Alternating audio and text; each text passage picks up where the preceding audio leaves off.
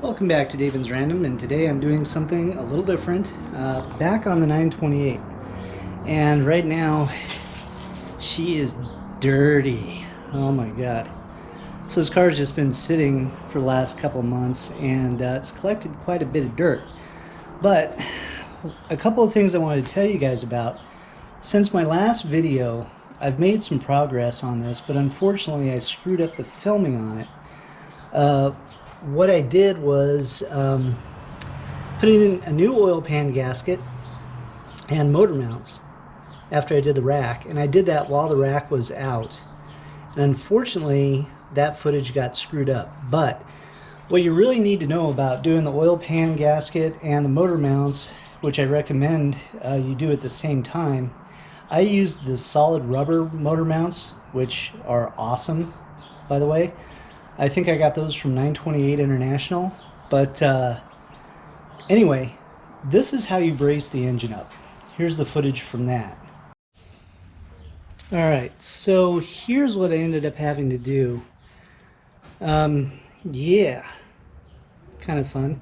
I just cut some 2x4s and ran some drill holes at an angle. You can kind of see that. It's at an angle. But anyway, metal plate on this one because the angle is kind of steep, and so a nut on top of that, and then two washers and a nut on that one. Still angled on that one a little bit, just this way. But up there pretty good. Seems to be holding fine. You can see it's maybe bowed just a tiny bit, but I'm not taking any precautions. So there's my jack stand with another piece of wood right under the transmission, or not transmission, bell housing, because I don't want to risk anything. So, or ring gear cover plate, whatever you want to call that thing. On a regular car, it's a bell housing. On this, maybe it's bell housing number 1. I don't know. Anyway, this is holding. So the only thing I had to do is undo the starter. I'm just going to whip out the gasket really quick. The oil's already drained, which was a bummer because I just changed the oil. So this is like flushing out the system really well, I guess. And basically, once it's in there, you just adjust the bolts to lift the engine up. And when it's suspended on its own, then you can jack the car up and remove the cross brace, the steering rack, and be able to get to the oil pan actually fairly easily. And so that was pretty much a breeze to do. But after I did that, one of the major problems that I ran into was I put everything back together, drove it, the rack worked great. I put in new power steering lines, which I cut the restrictor out of. I probably didn't need to do that, but I did that because I thought that that was an issue, but it turns out I screwed something up. So after I put the rack back in and tested it, everything was fine. I decided to rebuild my power steering pump, which is down there behind this hose. And after that, no more power steering. So I think I actually got my internals in there reversed. So today, I got to take it out and do it all over again. Now I did save the original footage from when I pulled it out, so I can show you how to rebuild the power steering pump. So let's get started with my mistake.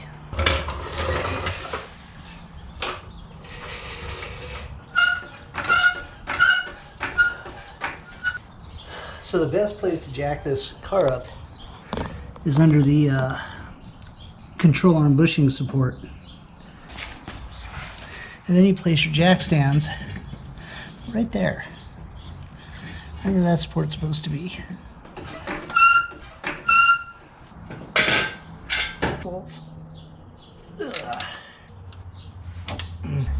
That comes apart pretty easily. You just gotta loosen it. Then there's one bolt here, another one here.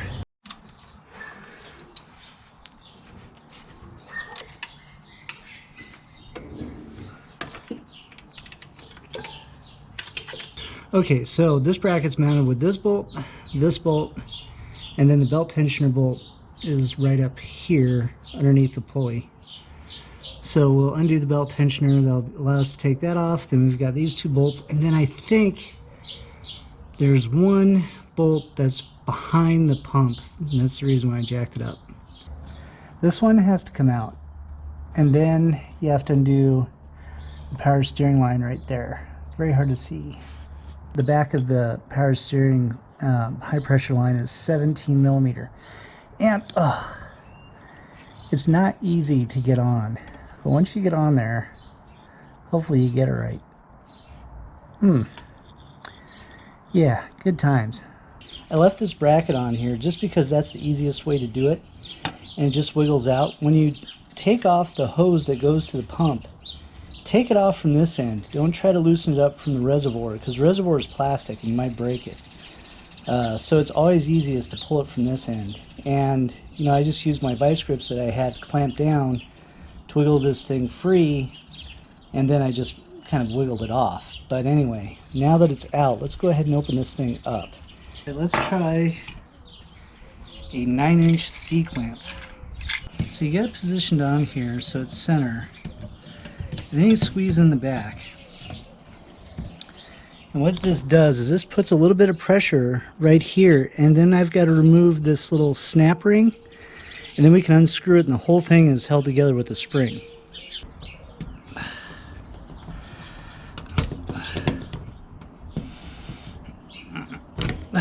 Okay, there we go. It's just so slippery. All right, now you undo that. And then this thing will just kind of come out on its own. It needs a little help.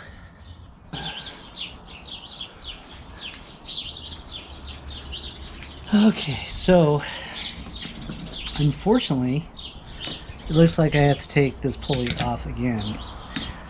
Last time I did this, I had to heat it up with a torch. It is reverse threaded, or is it regular thread? No, it's regular thread.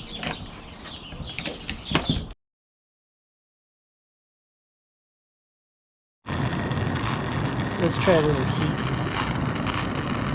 See if this does it.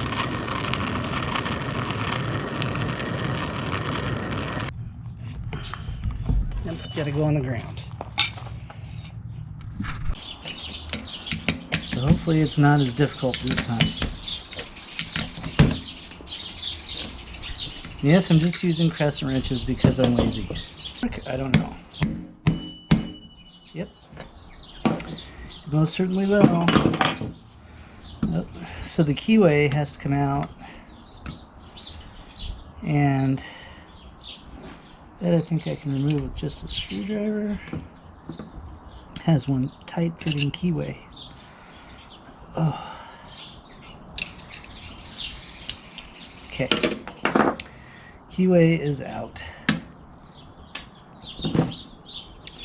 Now it's just a few taps, and there's everything. My biggest fear that I didn't want to see. So, anyway, let's clean this out really quick.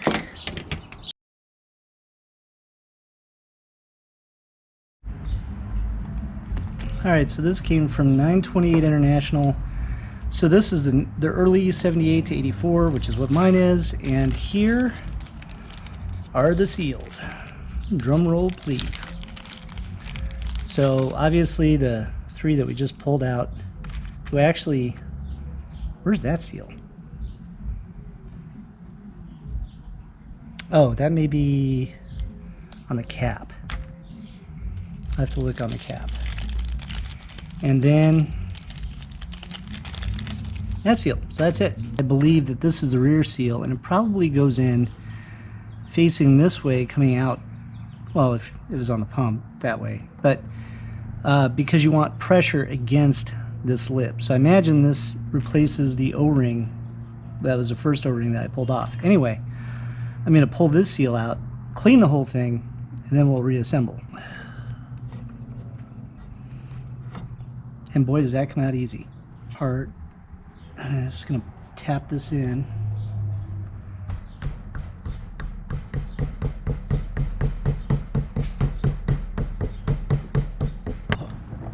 So I just went and finished tapping the seal in with a socket just so I could get it in there. So the plastic seal on the inside, the nylon one,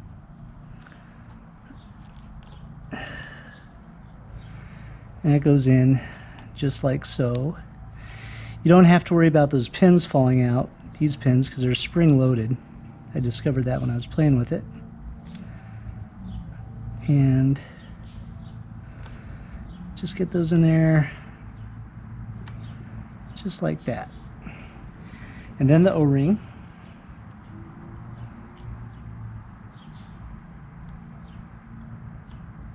And it goes in next to it. The seal towards the end is a bit of a pickle, so I'm going to try to get as close as I can so you can see what it looks like. So stuffing this in that lip, I got it rotated a couple of times. I'm sure it'll happen to you towards the end. But anyway, what you want to feel is a good bladed ridge there. So now we're ready to put everything back together. So if you look inside here, you can see where there's wear marks where the original pump sat. So what we need to do is put everything together back over the wear marks. So my vanes are back in here.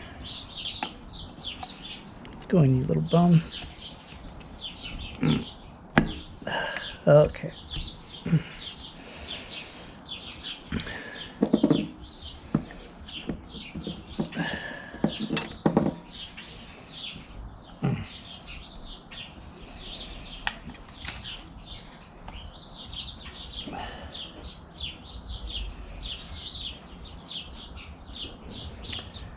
Okay, I've got that pushed all the way in. Now you can see the pipe that I'm using. It's just a piece of exhaust pipe, but it works to set this on. So now that I've got that in there, the next piece that has to go in is this piece, and it has this notch in it. So we had this little ridge right in here. Let me turn this around so you guys can see it. See that existing ridge? So I imagine this little notch has to be facing that ridge. I'm going to take a guess and say yes, that's probably what it's supposed to be. Okay, so this notch side is going to face up. But the question is, where does it go on the pins? So I'm seeing this groove. I imagine it has to go to the groove side. So it should go away from this port. Okay, and I think that actually makes sense. So it looks like that will feed a little bit of fluid into that line that goes around there. Now this piece, this is the tricky part. So the hook side has to match the other side, and then the square has to go on this pin. So this has to drop down on it like that. And this is the part where I screwed up last time, is I didn't get it quite on there perfectly. And again, I'm almost putting it in wrong. There we go.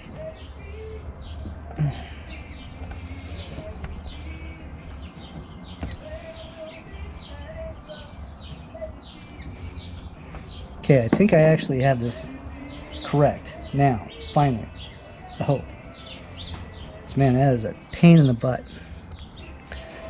So it just slides on those pins, and so let's give that a few taps.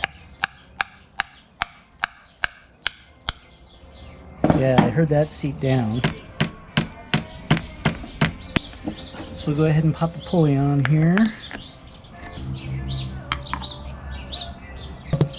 And then now it's springy again. So now I go back to my C-clamp here.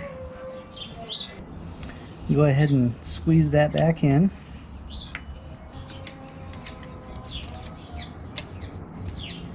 Groove now. So from here,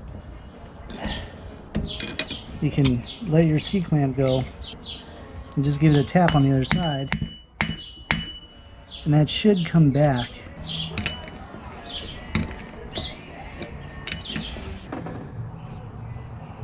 So stuffing it back in, it's the same as it came out.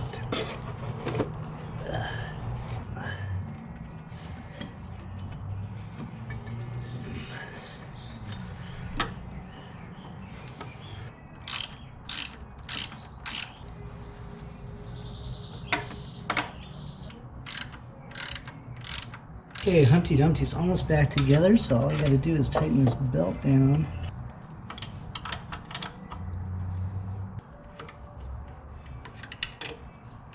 Well, it's done. So now all I have to do is start it up and bleed it out. Now, for transmission fluid, you just use ATF, just automatic transmission fluid. Dextron 3 or regular Dextron if you can still get it, but it's getting hard to come by. But anyway, let's go ahead and fire this up. Now you're going to hear some racket, and what you're going to hear is my torque converter bearing. And it is going out and it is making a horrendous whining noise.